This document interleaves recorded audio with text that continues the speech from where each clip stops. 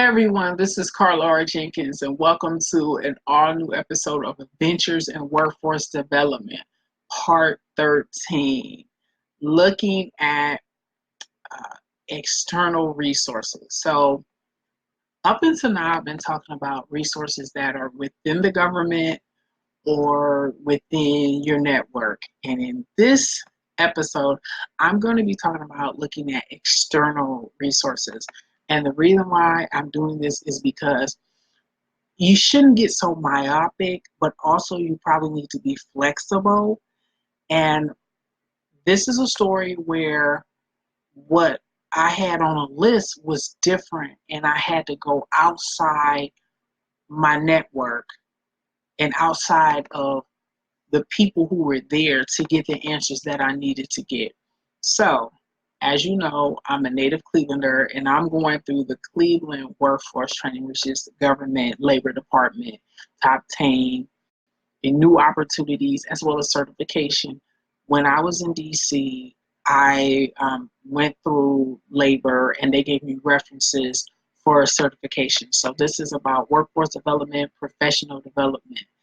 And I had a situation where I was evaluating a program, and the immediate person who I was dealing with didn't really have a lot of knowledge of it. And in the system, it did list the company, but it lists a different chapter. So I went to that specific office, emailed the person, and just followed up. And it was great that I got on the phone to this person because I learned a new phrase that can be applied to my situation that really helped when I relayed the information back to the person who was in my network. And that's also why I would also recommend, even though email is important, I used email initially for my introduction. Picking up the phone and speaking to people is very key in this because you just get more out of it. Remember, people are resources and they're experts. And a lot of times when you do email, it's an initial introduction or a way of screening people. Look at email in a way as the human resource applicant tracking system. You know that all companies, not just Fortune 500 companies, when you submit your resume, you have to use certain keywords or you don't even get considered. The same here with email. So look at email as an initial introduction, but I would recommend that if you could, and if you can find their phone number, to call them, because people will tell you things that's not on the website. And that's big for your competitive advantage. And I also mentioned competitive advantage, I believe, in part 9 of this series, Adventures in Workforce Development. If you're watching this, I have a whole playlist on YouTube that you can check out about this, all of the episodes.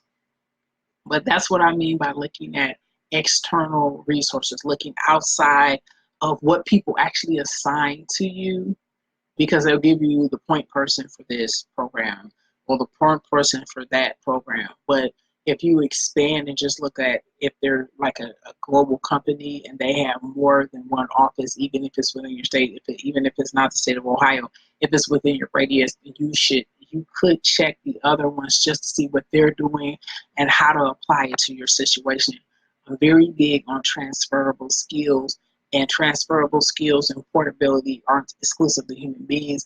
That's also can be applied to programs and accreditations, anything that you can take from one area and apply to another. That's benefit for you, not just in workforce development, but beyond. So in my situation, I went to another office within the state and learned more information about them. When I related back to my point person, he was happy to hear that. And getting external resources helps you acquire more knowledge about how the organization works, whether or not, also gives you a check on whether or not your organization is working correctly, or in the field and other chapters are doing better than you're doing. And that's also very important because you want to make sure that you're receiving the top quality for your time and the programs and the certifications and the professional development that you can get. So if you see that somebody's doing something different and they're doing better, then you can offer a recommendation, or you can just ask whether or not they could do that at where you're at.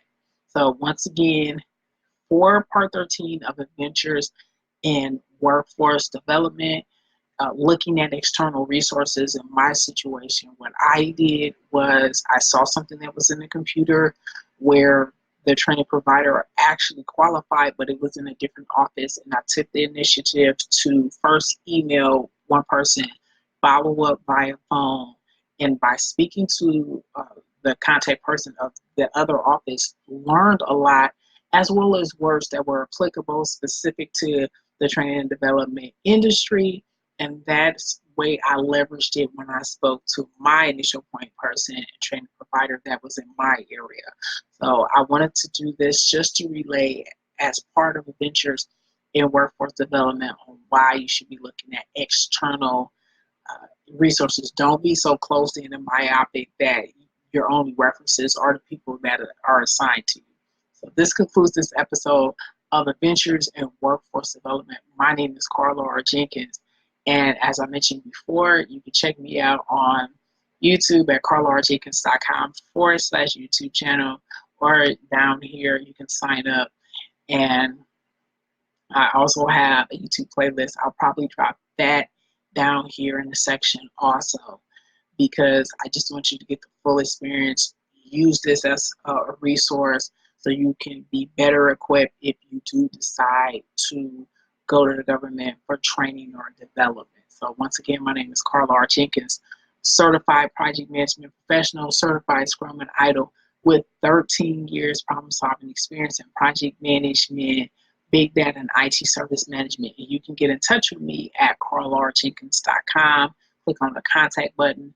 My universal social media handle is Carla R. Jenkins. And also my LinkedIn is linkedin.com/IM/Carla R. Jenkins. So thanks for watching, and I'll see you in the next video. Goodbye.